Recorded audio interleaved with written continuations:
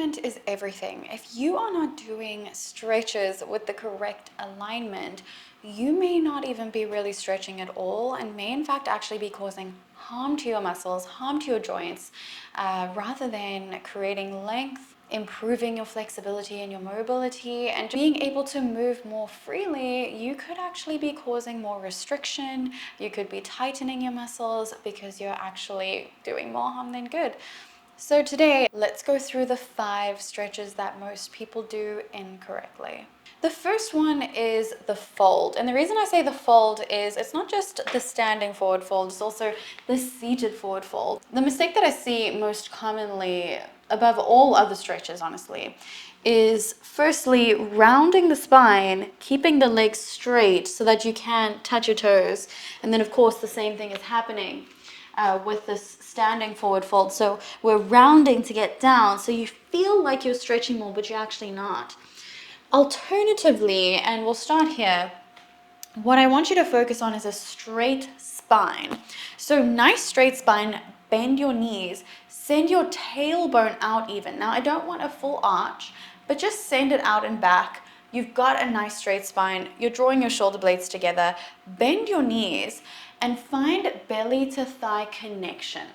You're going to start to feel a stretch here. Now this is an optimal place for lengthening the hamstrings.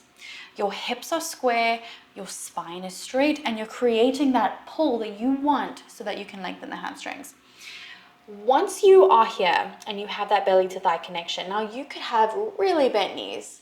Doesn't need to be any particular amount. Do what works for your body. And then you can touch the ground.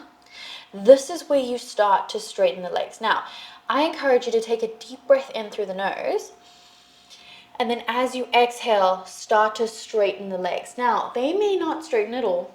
They may only feel like they're straightening, but not look like they're straightening. Thinking about the movement is really important.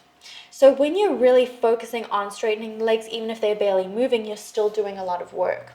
Now, if you are practicing this on a daily basis, inhaling, and then as you exhale, straightening the legs, keeping that belly to thigh connection, straight spine, you are going to see wonders happen in your hamstrings. And then you can obviously recreate the same thing seated. So creating that belly to thigh connection, this may actually be easier. Grab your toes from here, and then you can even do one leg at a time. So straighten one leg. Now we are keeping that straight spine, straighten, and then straighten, reconnect. Straighten, straighten, reconnect. Make sure that you're sending that tailbone back. You want to feel that stretch in the hamstrings. Don't start to round to straighten the legs. Notice if you're rounding and touching your toes, straightening is going to really pull the hamstrings. So you can even really feel the effects of having that straight spine and tailbone back. So lengthening here, and then eventually you're going to find yourself getting lower and lower. And also make sure that you're incorporating that breath, the inhale, and then as you exhale, getting deeper. So if you feel like you can't straighten your legs anymore as well, you can also try to really connect your belly to your thigh even more. So inhaling, exhale, connect if you're feeling that strong pull here, and then just hold for 10 breaths. It is better to hold for longer, so honestly the optimal time would be 2 minutes. So if you could set a timer and then do this stretch for 2 minutes a day, your hamstrings are going to miraculously loosen within a month. It's going to be so incredible and you will be shocked at the results. So if you're consistent, I cannot wait to hear the results of those of you that are consistent, but we'll move on to the next one. Next is the low lunge. So what I see more than anything is sort of this misconception that if you come lower down in this low lunge, you are doing more, you're stretching more, and you're creating obviously that optimal stretch. Now that's not the case. So first of all, what's happening is the left hip is going back and the right hip is going forward if you've got the right leg in front, and then vice versa if you have the other leg in front. But what you want is you want square hips. So if you are here, notice how when you square your hips, you're going to really feel a stretch in the front of that left hip. And like I say, if you've got that right leg in front. Now, instead of all of that, and if your knee gets a little sore here, this is what I do. I just fold my mat in half. You can also pop a pillow underneath. Tuck your back toe, and you don't have to tuck your back toe, but I find that it helps to also create a little bit more of a pull. You want to come up all the way. So you've got your right leg in front of you. It's in line with your hip. Check your hips. Look at them. Are they square? Are they in exactly the same plane? Inhale, lift the spine. You want it to be nice and straight. Your shoulder blades relax, so you don't want to be hunching up here. Relax the shoulder blades. Take a deep breath in through the nose. And then as you exhale, here's where you're going to tuck in the pelvis and then send your hips forward. You're going to feel a powerful stretch in the front of that left hip here. So huge difference already that we're noticing. Why though? So when you're tucking in the pelvis, you are creating that pull in the front of that hip. But if you're going down here, think about it. You're sending the tailbone back, so those muscles are going to soften and relax. So rather, you want to create that pull by tucking this in and then creating that tension in the front of that hip. And you can even feel it all the way down to your knee. So you're stretching the quad and the hip here. Make sure that your hips are on the same plane, nice and square. Inhale. Exhale, tuck in your pelvis and comes forward slightly. You're going to feel an incredible difference doing this on the daily. Again, 10 breaths. You can start with that, but eventually set a 2-minute timer and just close your eyes and breathe and keep coming forward. Even if you are just thinking about moving forward, but you're not physically moving forward, you are still doing the work. So keep doing that every day. You're going to feel the world of difference in your hips. We can actually go straight into the next one too, which is coming from a low lunge. So we've got that low lunge. Now often we'll come into a quad stretch. So what I often see is when people come into the quad stretch, they send their bum back, lift that leg, and then reach. And look at all this rounding that I'm doing. Look at all of this misalignment. So we're sending the tailbone back. Am I really pulling on the quad at all in this moment? No, because these muscles are quite soft because I'm rounding the spine. My hips aren't low at all, they're sent back. So when I'm pulling here, there's really not a lot of pulling going on. But when I send my hips down, I really start to feel it because you're creating that tension and that pull in the muscles. So anatomically speaking, when you're sending your hips down, that is when that tension will build in the front of that right hip and the quad. So a lot of people struggle with this because they feel like they cannot get their hips down. And the answer is always the same. Make the movement smaller.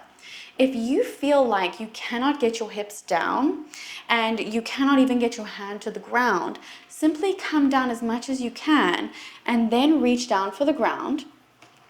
Send your hips down until you feel that stretch.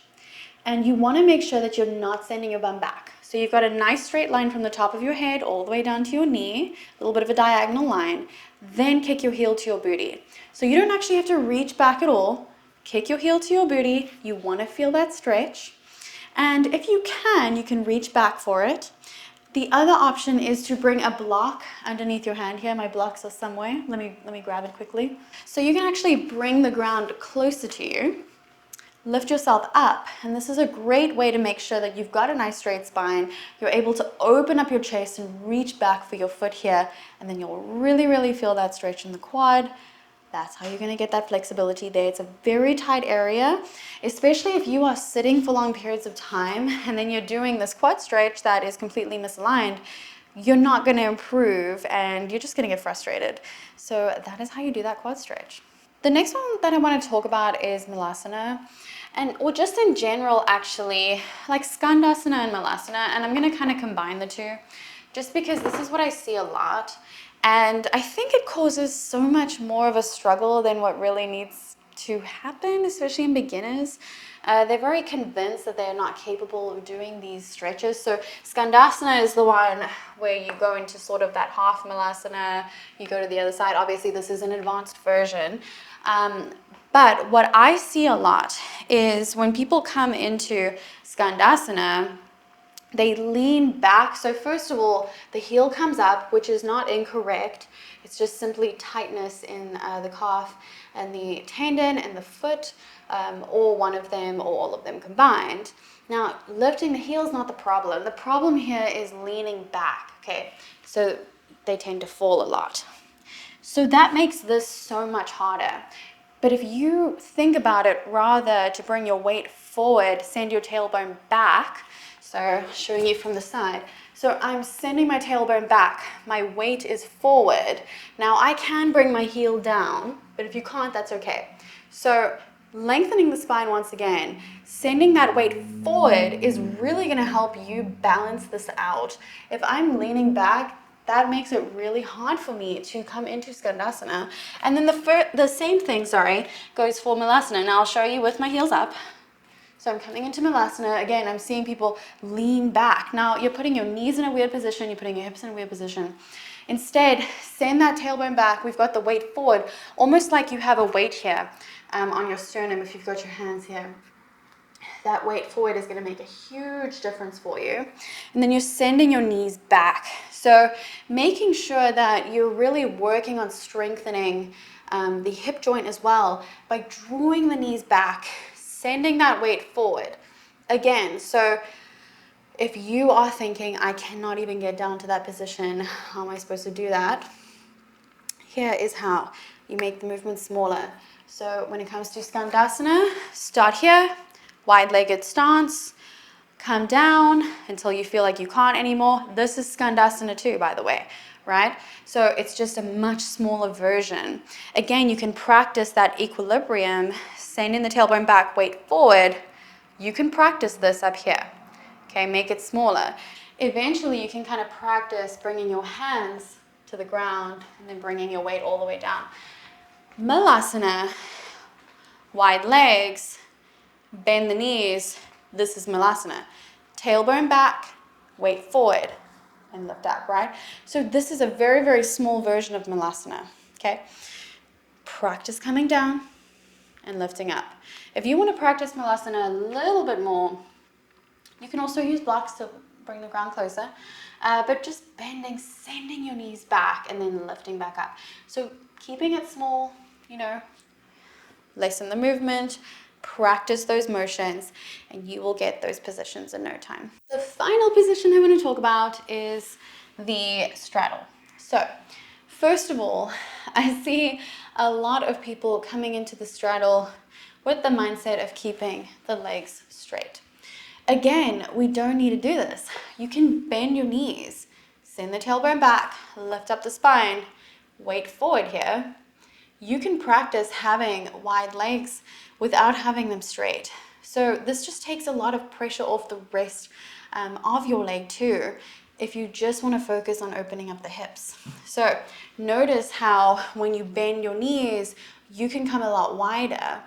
And I would really just practice here first. And another good way, and let me actually show you what the sort of wrong positioning is. So people will come into as wide as they can go. They are rounded, they are in a weird position, and they are just trying so hard to get into that advanced position. But the problem is when we're rushing to get into advanced positions, you're skipping steps. We need to begin in those beginner positions, even if you're here. Even if you feel a stretch on the inner thighs and your legs are really close together, that's okay. Start where you are. Work your way up from there. Don't force yourself into an advanced position that really doesn't make sense, okay? So focus on your alignment first. Nice long spine, widen until you feel the deep stretch. Keep the knees bent, and you can stay here. You can even lean forward, sending that tailbone back, really get into the hips. And then over time, you can straighten the legs, see how that feels, and eventually, okay, this feels good, I can sit here, send the chest forward. And then deep breaths, try to hold for the 10 breaths or work your way up to the 2 minutes, and eventually you'll get to the point where you're able to open and you can send your chest forward. So taking it step by step is really important. All right, that is it. I hope that was interesting. I hope you learned a lot. And if you did learn anything at all, please do like this video, share it with a friend that you think may need it, or a family member that you know is working on their flexibility and mobility. This is such important information. A lot of time can be saved when you know how to do something properly. Flexibility and mobility, it's actually not that difficult to achieve. It's just that so many people are doing it incorrectly. So it's just making it seem impossible because we're not going to improve if we're not doing it correctly. So anyways, thank you so much for practicing with me, and I'm so excited to see you in the next one.